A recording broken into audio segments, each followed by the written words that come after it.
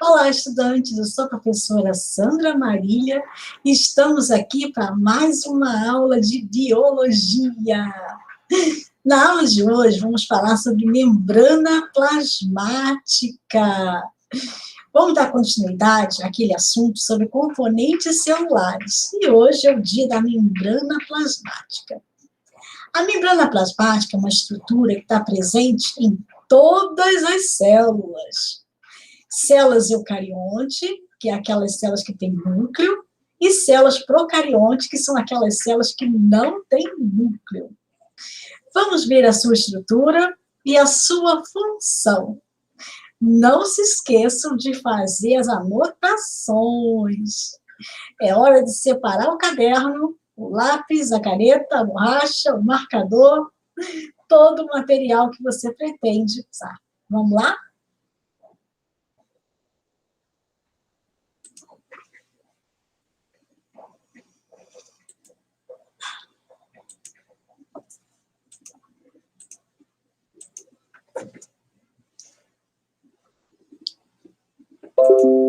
Bom, então, como eu falei para vocês, a aula de hoje é sobre membrana plasmática e a habilidade que estamos trabalhando é relacionar as funções vitais das células a seus respectivos componentes. Vamos, então, relembrar um pouco sobre a aula anterior, que nós falamos sobre os componentes das células eucarionte, né? Então, as células eucariontes são aquelas células que têm o quê? Uma membrana nuclear, né? Então, ela tem um núcleo verdadeiro. Nesse núcleo, nós temos o material genético, que é chamado de DNA. Tem um nome bonito, né? Aliás, DNA é só abreviação. O nome do material genético é ácido desoxirribonucleico. Nome maravilhoso, que vocês têm, assim, uma maravilha, gostam muito desse nome, né? Nas células eucariontes, temos várias organelas, né? Aqui o retículo endoplasmático rugoso, retículo endoplasmático liso, complexo de Golgi, lisossomo, mitocôndrias. E temos a membrana plasmática. A membrana plasmática também está presente em células procariontes, ainda que tenham funções um pouco diferentes, porque em células procariontes a membrana plasmática também vai atuar no mecanismo de transferência de energia para a síntese de ATP. Já nas células eucariontes, isso não acontece porque existe a presença, na grande maioria dos eucariontes, né, de mitocôndrias, tá bom? Então, vamos começar a falar sobre a membrana plasmática. Ela está presente tanto em procarionte quanto em eucarionte. É claro que ela tem uma diferençazinha, principalmente no seu fosfolipídio, tá? Cada membrana tem fosfolipídios próprio. Então, tem uma diferençazinha da membrana plasmática com a membrana plasmática de um eucarionte para o procarionte, e às vezes também entre eucariontes e às vezes entre células também. Mas a composição química é a mesma, só varia aqui a qualidade e a condição dos ácidos graxos, que eles podem ser saturados, podem ser insaturados, podem ter ligações com outros componentes químicos, tá bom?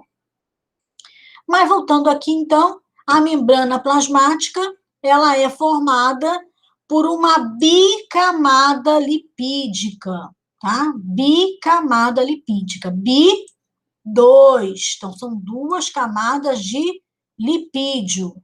Lipídio me lembra gordura, né? Todo mundo já ouviu falar nos lipídios. Então, aqui a gente pode observar que a membrana plasmática é formada por uma bicamada lipídica. Essa bicamada lipídica é formada por fosfolipídios. Fosfolipídio. Então, eu tenho aqui uma bicamada, uma camada, e uma segunda camada formada por fosfolipídio. Cada fosfolipídio vai ter uma estrutura polar ou hidrofílica e uma estrutura apolar ou hidrofóbica, tornando, então, o interior da membrana plasmática com uma característica hidrofóbica. Ainda nessa constituição, nós vamos encontrar várias proteínas que vão atuar, entre outras funções, no transporte de substâncias. Temos também um outro tipo de lipídio, que é o colesterol. O colesterol vai ajudar aqui, entre outras funções, na rigidez dessa membrana. Imagina uma membrana formada de lipídios, de gordura, não é muito rígida, ela é bem flexível, né? Para melhorar essa rigidez, então, nós temos as moléculas de colesterol, tá bom? Então, a membrana plasmática ela é uma bicamada lipídica formada por fosfolipídios, proteínas e carboidratos. Carboidratos, hidrato de carbono e açúcares. Glicídios, né? São todos sinônimos, tá bom? Aqui eu também tenho proteínas e também tenho proteína. Existem proteínas integrais que vão atravessar toda a membrana e proteínas que vão ficar na superfície externa ou na superfície interna, tá bom? Então, aqui a gente consegue ver um pouco melhor sobre essa estrutura da membrana. Vamos pegar aqui esse primeiro desenhozinho, né? Aliás, peguei errado, não é isso que eu quero. Vamos lá. Então, vamos ver essa estrutura aqui, ó. Então, aqui eu tenho a membrana, como eu mostrei para vocês, né, um esquema da membrana. Aqui eu vou ter a bicamada de fosfolipídio. A gente vai ver daqui a pouco como é que é a estrutura desse fosfolipídio. Mas ele tem uma parte que é hidrofílica, ou seja, tem afinidade com a água no meio interno, e uma parte também hidrofílica no meio externo, que também tem afinidade com a água. Tá? Então, aqui no interior da membrana, ela é totalmente hidrofóbica, tá bom? Associada a essa bicamada fosfolipídica, eu vou ter proteínas. Algumas proteínas vão atravessar, vão formar canais, e algumas proteínas vão ficar de forma periférica, né? Então, tem aqui na parte interna e na parte externa algumas proteínas, tá bom? Algumas proteínas vão formar canais e outras vão ser proteínas integrais. Essas proteínas têm como função principalmente o transporte de substâncias. A gente lembrar aqui que a membrana plasmática, ela é o limite da célula, né? Como se fosse o muro da célula, vamos chamar assim. Então, se ela é o muro da célula, uma das funções da membrana plasmática é justamente controlar a entrada e a saída. Tá? Então, ela tem que controlar a entrada e saída, por isso que ela tem que ser seletiva. Então, uma das características da membrana plasmática é permeabilidade seletiva. Permite a entrada, sim, mas com um critério, né, com seleção. Tá bom? E a gente continua aqui vendo o colesterol, né? A função do colesterol é estabilizar a célula, principalmente com temperatura. Por quê, gente? Porque o colesterol aqui, ó, estabiliza a célula com temperaturas. Por que será que é importante a diferença de temperatura aqui? Porque eu estou lidando com lipídios, né, gente? Lipídios, tá bom? É uma estrutura que ela é já por si própria meia pouca rigidez, né? Então, o colesterol, ele vai ajudar a manter essa rigidez aqui da membrana, principalmente quando você está lidando com alterações de temperatura.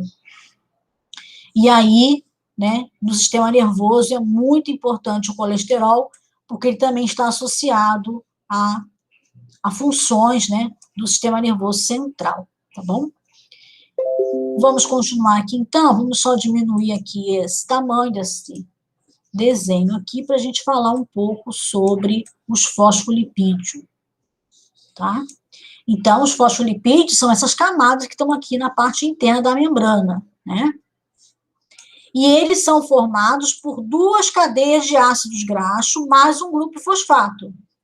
Duas cadeias de ácidos graxos, como seria isso? Vamos ver aqui. Não, apertei errado de novo. O que eu quero?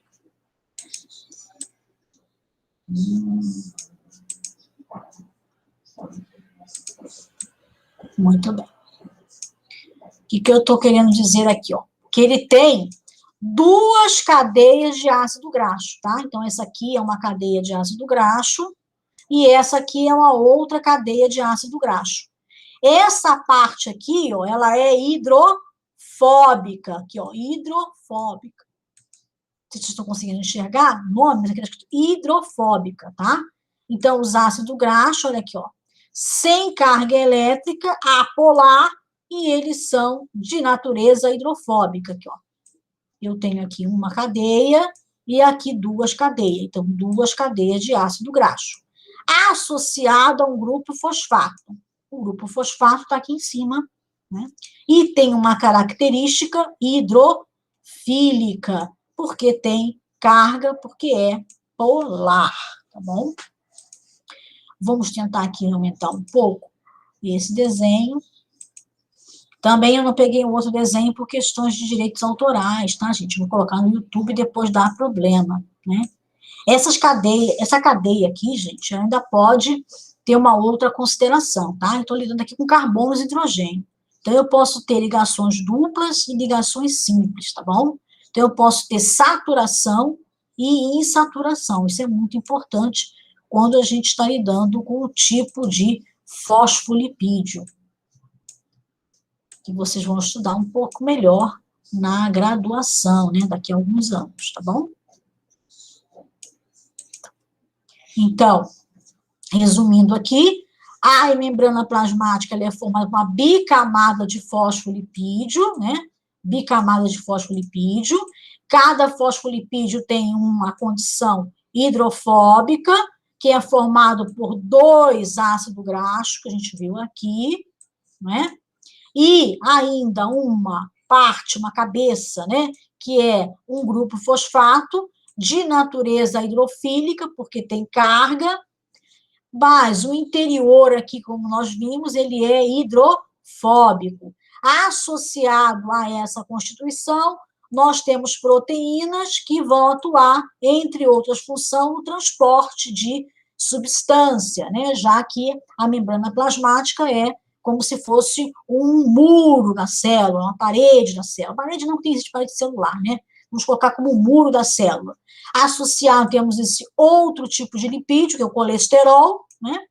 E também temos aqui, ó, os carboidratos.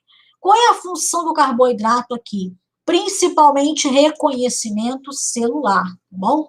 Uma estrutura nós chamamos de glicocálice, reconhecimento celular, para dizer ao seu organismo que aquela célula pertence a você e não deve ser atacada, ok? Bom, então, nós vimos que uma das principais funções da membrana plasmática é controlar o que entra e o que sai. Então, a gente tem aqui o transporte de membrana. Tá? O transporte de membrana pode ser de dois tipos. Um transporte passivo, quando eu não tenho, né, gasto de energia. Então, transporte passivo, quando eu não tenho gasto de energia, e um transporte ativo, quando eu tenho gasto de energia. Que energia é essa? O ATP, tá bom? Então, mais uma vez aqui, transporte passivo, sem gasto de energia, dividido em três: osmose, difusão simples e difusão facilitada, tá bom? Na difusão facilitada, eu tenho a presença de uma proteína. Na difusão simples, não. E na osmose também, não.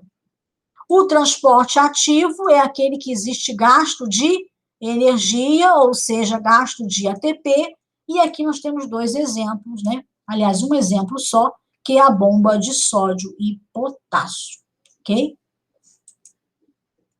Então, o transporte passivo é o transporte que ocorre entre duas soluções.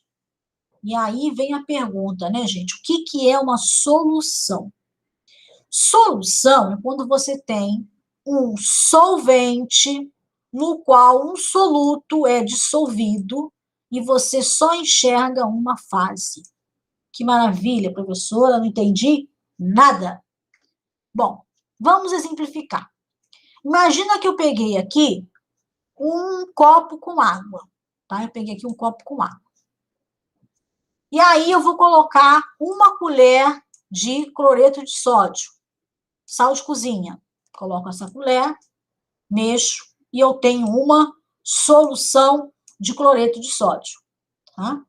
Eu estou enxergando só a água aqui, eu estou enxergando só uma fase, né? Então, o cloreto de sódio aqui foi totalmente dissolvido no solvente que era a água. Então, eu tenho uma solução de cloreto de sódio, no qual o soluto é o cloreto de sódio, o solvente é a água. A água mais cloreto de sódio dissolvido, solução de cloreto de sódio, tá bom?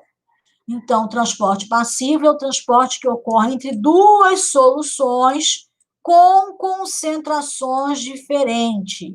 O que é concentração, professora? Concentração é a divisão da massa, né, do soluto, da massa do soluto, quanto que você colocou aqui, né, pelo volume da solução, pelo volume, quantidade de solvente, no nosso caso aqui, tá? Então, massa, aliás, concentração comum é igual à massa do soluto dividido pelo volume da solução. Legal? Que tem como objetivo, então, o transporte passivo, o transporte que ocorre entre duas soluções com concentrações diferentes, que tem por objetivo igualar as concentrações, tornando-as isotônicas. Igualar a concentração é que uma seja igual à outra. Quando uma é igual à outra, nós chamamos que a solução está isotônicas, já são isotônicas porque as duas têm as mesmas concentrações, tá? Então, iso igual. Este processo ocorre sem gasto de energia, sem gasto de ATP. E ele vai se dividir em dois tipos, difusão e osmose. Vamos ver a diferença de um para o outro, tá bom? Na difusão simples, eu tenho a passagem do soluto. Soluto. Quem seria meu soluto aqui? O cloreto de sódio. De um meio mais concentrado, do mais concentrado para o menos concentrado. Então, do mais concentrado para o menos concentrado, do mais concentrado para o menos concentrado, e com qual objetivo? Com o objetivo de tornar as concentrações iguais. Então, repetindo, na difusão simples, eu não tenho gasto de energia e ocorre a passagem do soluto, de um meio mais concentrado para um meio menos concentrado, com o objetivo de quê? Tornar as concentrações iguais, tornar as soluções isotônicas, tá bom? E na difusão facilitada? Facilitada por alguém.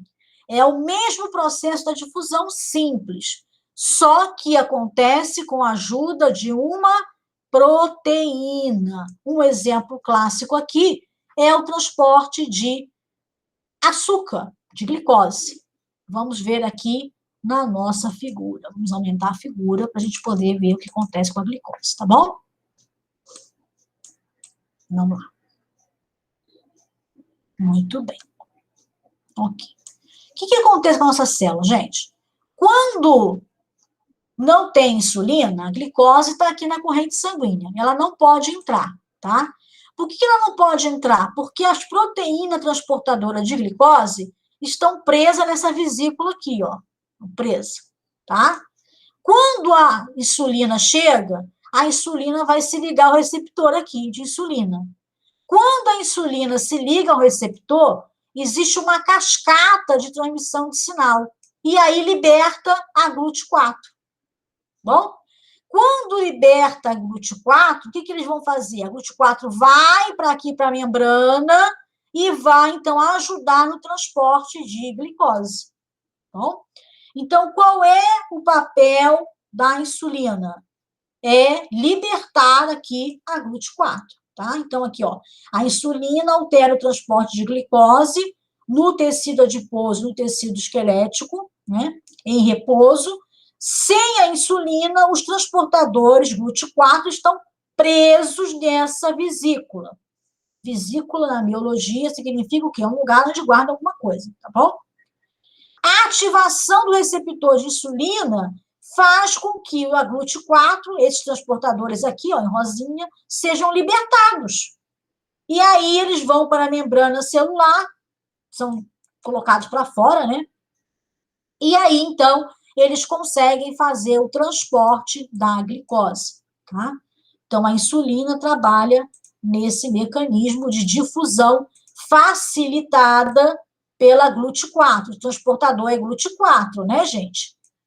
Tá bom? Quem facilita, né, quem ajuda no transporte é a GLUT4, mas a insulina vem para libertar o GLUT4. Legal? Sem insulina, a glicose não entra porque o GLUT4 está preso lá dentro da sua vesícula, ok? Então, mais uma vez aqui, ó, a glicose é uma molécula polar, ou seja,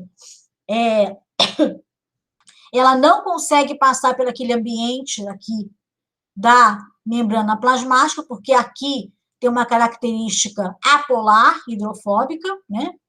E o seu transporte é realizado por meio de difusão facilitada. Por quê? Pela GLUT. No caso aqui do tecido adiposo, do tecido esquelético, a GLUT4, né? Portanto, a favor do seu gradiente de concentração. E depende da presença de proteínas transportadoras, que são a GLUT4, né, gente? A favor do gradiente de concentração. Onde? Que gradiente é esse? Do mais concentrado para o menos concentrado. Ou seja, do sangue para o interior da célula, né? Só que isso não acontece quando você não tem aqui a insulina se ligando a um receptor. Sem insulina, sem GLUT4 livre, e a glicose, então, sobe muito na corrente sanguínea. E aí você tem um aumento de glicose, e aí uma característica do diabetes, tá bom? Às vezes tem problema no receptor de insulina, no diabetes, às vezes tem produção de insulina baixa, às vezes tem uma característica que o receptor já não está conseguindo mais ligar na insulina, né, que o sujeito tinha tanta glicose na corrente sanguínea que os receptores entraram em colapso, né, gente? E aí tem essa patologia chamada de diabetes, tá bom? Que é a dificuldade de controlar a glicose na corrente sanguínea devido a vários problemas, entre eles o que eu falei para vocês, tá bom?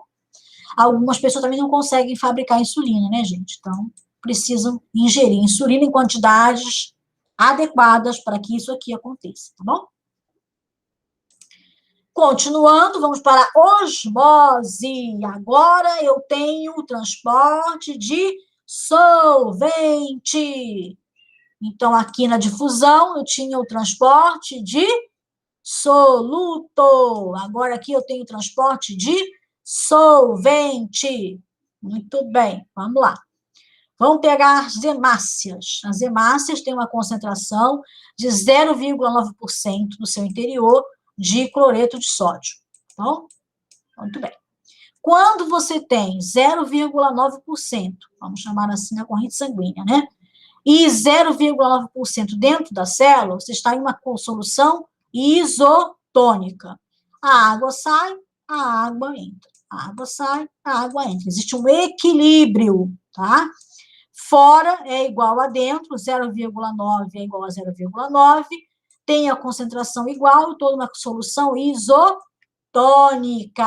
Muito bem.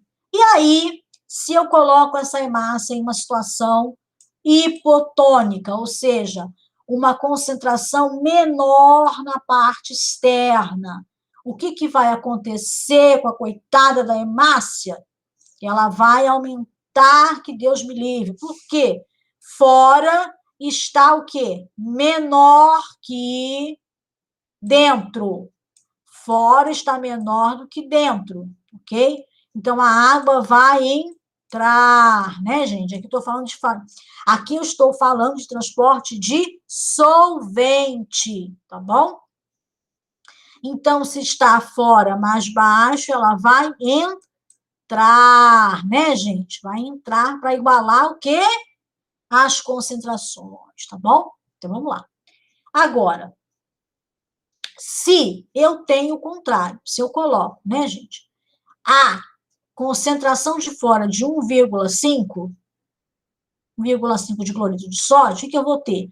Fora está maior que dentro. Então, a água vai sair e a hemácia vai murchar. Nesse caso, tem uma insolução hipertônica, ok? Essa é a característica da osmose. E eu estou tratando da água, que é o solvente, tá bom?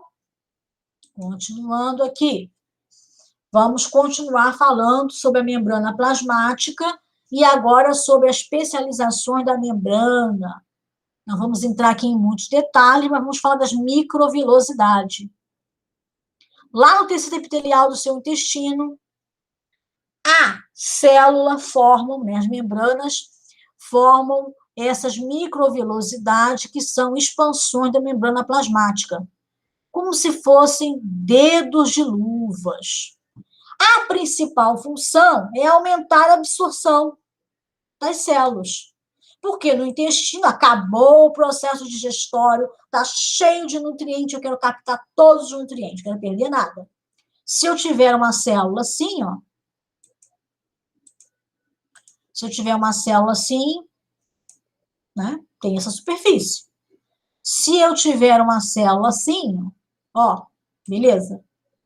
Ó, olha só, tá? Eu tenho uma célula assim. Aí eu tenho aqui os nutrientes. Aqui, ele liga aqui, ó, ele liga aqui, ele liga aqui, ele liga aqui, ele liga aqui, né? Ele só tem essa superfície aqui. Agora, se eu tenho aqui, ele pode se ligar aqui, pode se ligar aqui, pode se ligar aqui, pode se ligar aqui, pode se ligar aqui. Então, no mesmo tamanho, mesma área, né, eu tenho maior, o quê? Possibilidade de ligação das moléculas. Por isso que as microvilosidades existem aqui na membrana plasmática, tá bom?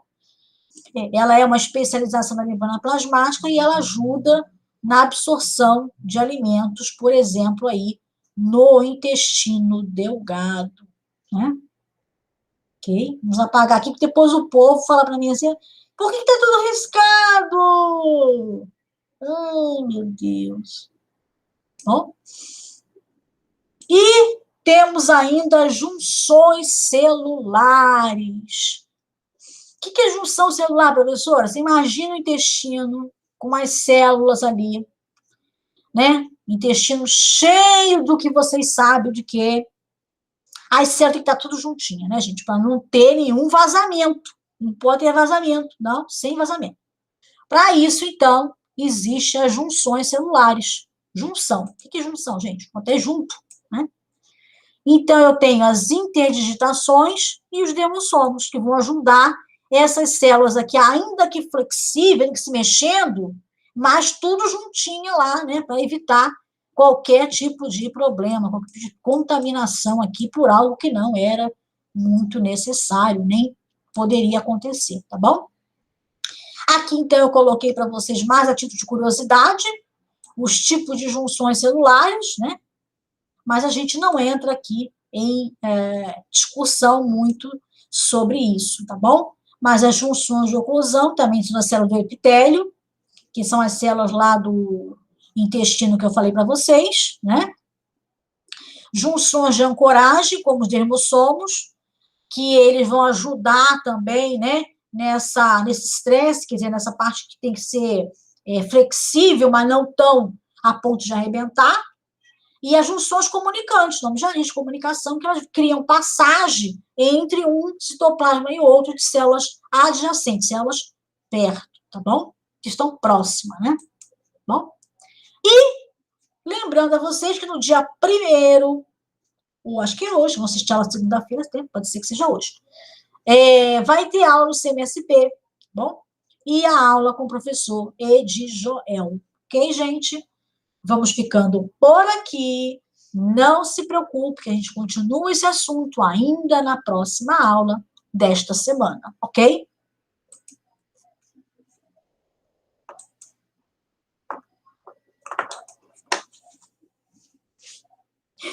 Viram como é interessante a membrana plasmática? Não se preocupem, nós vamos ter mais uma aula falando sobre membrana, tá bom? Não se esqueçam de fazer a anotação no caderno de vocês e assistir essa aula quantas vezes forem necessárias, tá bom? Beijo no coração e a gente se vê na próxima aula. Tchau!